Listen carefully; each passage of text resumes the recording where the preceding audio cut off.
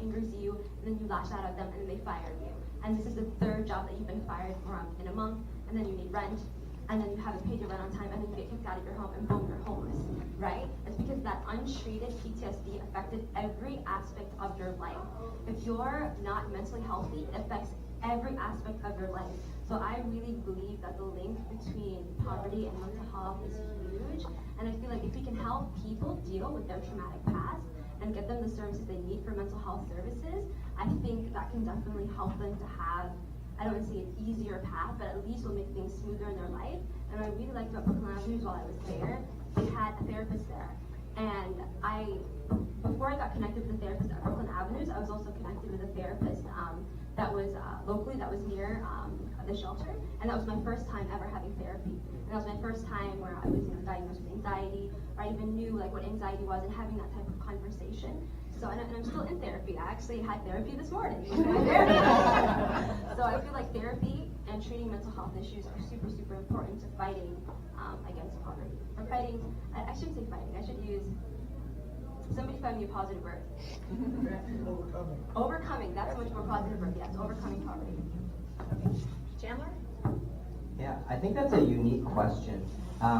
Because when you think of mental health and homelessness, typically when a person becomes homeless, it usually stems back to like what's going on with the family situation, and you think of mom and dad and like what is going on in the dynamics in those relationships, and you think of how mental health is so intertwined with relationships. And when you have individuals that have relationships with mom and or dad severed, or just sometimes the relationships are non-existent with one or both parents, you naturally think that mental health will play a factor in that. And then when an individual starts couch hopping, or as I mentioned earlier, when you don't know where you're going to stay the next night, or when you don't know like where you're going to stay for the next week, or when you're trying to go to school and you're like, well, I know I can stay here for the night, and then I don't know where I'm going to be in 2 or 3 days. Like, I just can't imagine how mental health wouldn't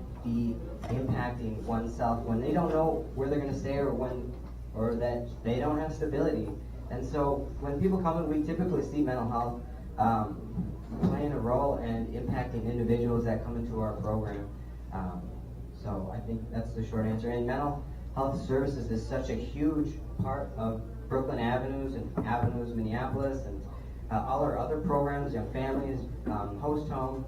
It's huge because mental health can create barriers for what we're trying to do. And if we don't address the things in the past, like Hanie said, like trauma that we've had, it's really hard to move forward. So if you have interactions where something triggers your PTSD, and that just happens to be a boss, things are probably not going to go well. And so just the opportunity to work through mental health barriers really helps people to move forward. And there's such a strong mental health team at Avenues, and there's such a strong value for mental health at Avenues. So it's a privilege to be a part of this program, knowing all these things. Yeah. They covered. All right, sounds good. You have one more thing? And then also the societal stigma against mental health adds on to people's poverty. It adds on to people not even understanding, sometimes the nitty-gritty of like what mental health is. So like let's say Mental illness, right? Because it would, mental health would be you can exchange both. You can exchange both. I lost my train of thought. I'm sorry. No, Sorry. you're good. Bad panel. Yeah. But the stigma that we have in society against, like, let's say you're having, I have an example. One time I was at a fair. I think it was last summer I was at a fair, and there was this like Somali man, and he was like having like an episode. He was like really freaking out, and there was a language barrier between the people, and they weren't understanding what this man was saying, but I could understand him, and I was like, maybe I can try to help out and translate. So I went to go talk to him, and he thought they were trying to swindle him, that they were trying to take his money, but that's not what the case was. They were just trying to assist him. So he got really angry, and it was like, all I can think of, this man is like, he's going through trauma right now. He's probably going back to an episode, and maybe one time he was traumatized, and he was living through that right in that moment, right? And all I can think about is like, what if they had called, somebody on him, or if like, let's say if I hadn't been able to translate, they thought this man, there's something wrong with him, he needs to get out of here, we need to call security on him. But in actuality, this man was dealing with some very steep mental health issues. So sometimes we just, call people crazy, quote unquote. These people are just crazy.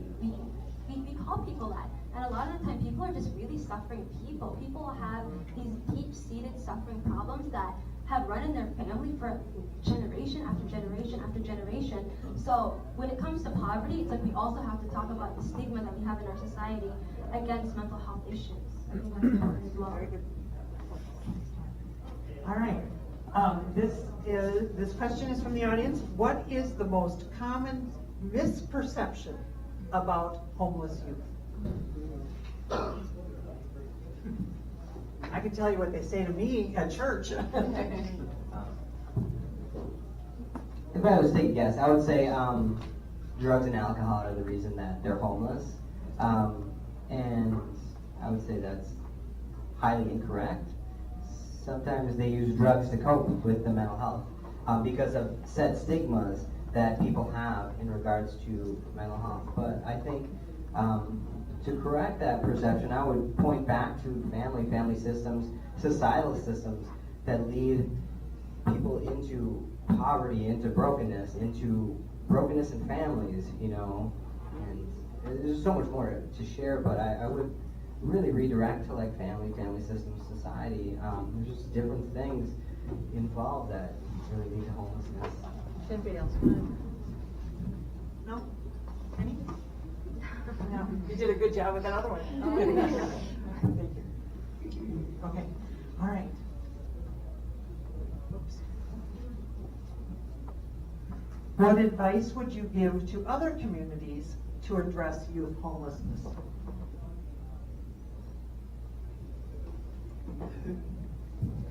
I think we touched on that a little bit in the question we had before about the community just having the conversation about it's going to take all of us to attack youth homelessness, that it's not a police problem, it's not a church problem, it's not a school problem, it's an entire community problem. Because as these guys have talked up here, when he went through his list of those that he wanted to thank for all the work at the Brooklyns, he named an awful lot of different stakeholders in there, from churches to businesses to individual pastors. So I think they need to start with just having the conversation.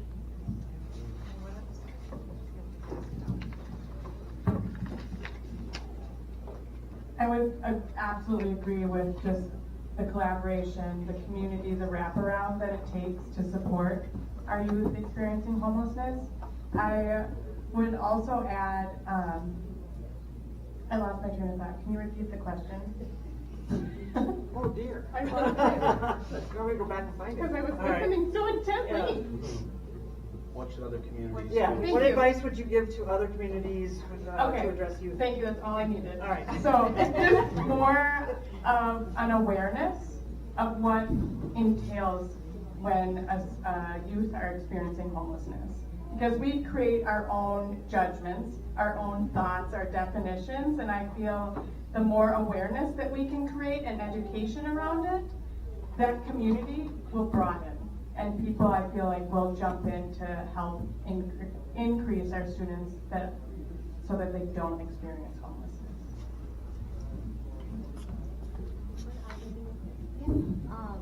I think it's super important to know, like, the people that you're working with, because it's important to say one thing, like, that you do want to help a certain group of people, but then at the same time, like, really getting to know the community that you are working with. It's one thing to just read statistics or read something about someone, but it's another thing to, this is like an actual human being that I'm going to work with. So it's definitely, for like other communities, what I would say is get to know the community that you're working with. Like, what's the culture like? What are the people like? What are their wants? What are their needs? Like, maybe get them on the table when you're talking about things. So that's what I would say. Do you feel there are enough beds available for the youth who need somewhere to stay, or do we need another location? Here we go. This will be our thing tonight. We'll have north and south. There you go. I think everybody knows the answer to that. There's clearly not enough spaces. Child protection will tell you the same thing. From an emergency care standpoint, they don't have enough facilities, either emergency beds. Hopefully someday 12 will be plenty, but at this point it's not. And I completely agree. And there's a huge difference between suburban shelters and then in the city shelters. So when I worked at Oasis, I had the opportunity to work with kids in drop-in in Bloomington. And suburban kids don't want to stay inner city. They're not used to it. It's just completely unfamiliar, and they just don't want to be in the city. And so most of our youth shelters are in the city. There's just a few shelters like Brooklyn Avenues in the suburbs. And so you just take a look at a map of the Twin Cities and how many, just on the outlines, you know that there's students couch hopping in pretty much every city. And so there's obviously a need for shelters in every city, or at least in geographic pockets where they could reach out to large quadrant areas so students wouldn't have to commute like an hour to go to school. You know, we don't have students from Bloomington coming to Brooklyn Park.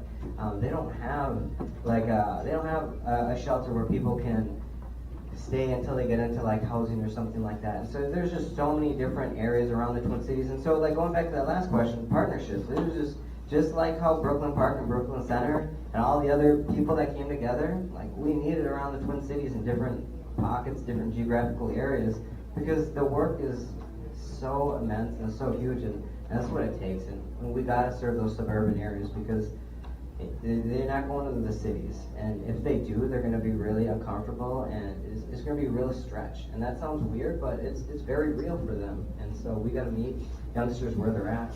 Like if we're going to improve this world, we got to step up and do it. We got to meet people where they're at. So. Anybody else want to? All right, just a couple more questions. Does the school district, I think this one's for you, Lindsey, does the school district get federal funds for homeless students or funds in general? And if yes, how are those funds used? Here, I need a reference. Yeah.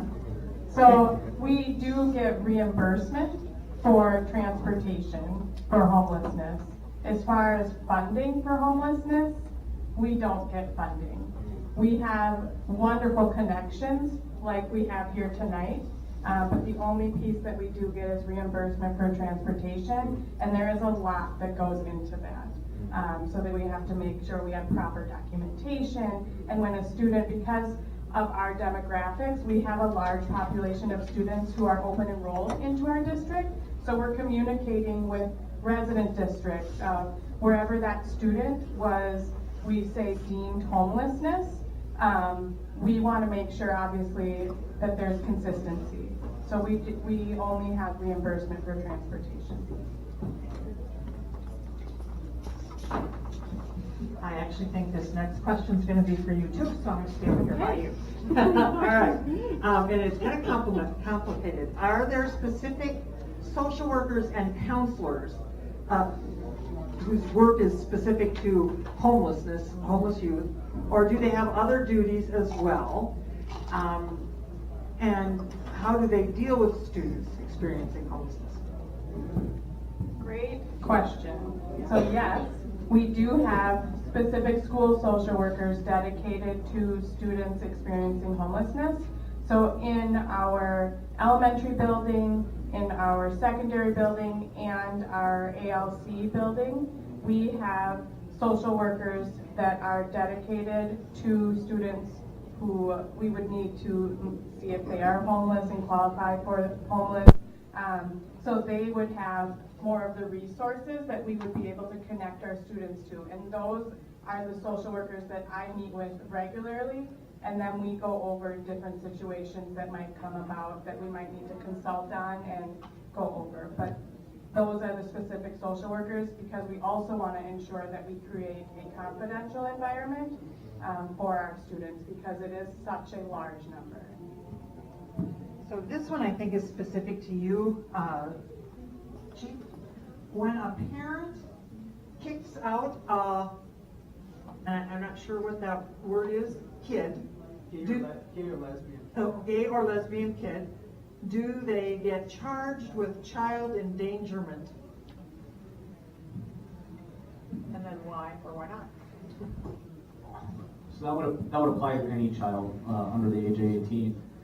Honestly, the ability to charge a parent with neglect depends upon how the child is asked to leave the home, right? Obviously, if there's any kind of abuse associated with it, you have child neglect or you have domestic violence per se. But frequently what happens is there's the argument, right? And then the child anywhere from the age of 13 to 18 leaves. Most frequently pursue criminal charges, it's when the parents don't even report the child as a runaway, right? Because now they're not even attempting to try to locate that child and reunite the child with the family. If the parent is fine with my 15-year-old and I got in an argument, he or she left, and good riddance to you, now you're talking about a child endangerment or a child neglect type of charge. That's helpful. We're done. We just got cut off. All right, I would like to personally thank all of you for your candid and forthright answers. You know, the spur of the moment things can be a little nerve-wracking, so we really appreciate it. Let's give them all a hand.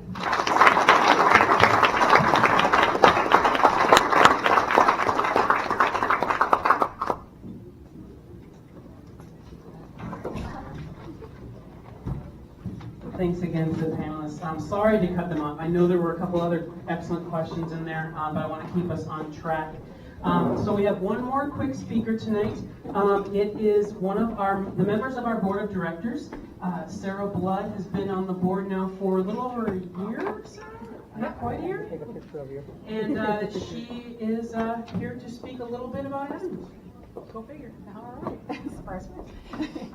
Hey, Sarah Blood. I'm on the board of directors of Avenues for Homeless Youth. I've been volunteering on and off with this organization for 8 years. And I just want to thank again our panelists and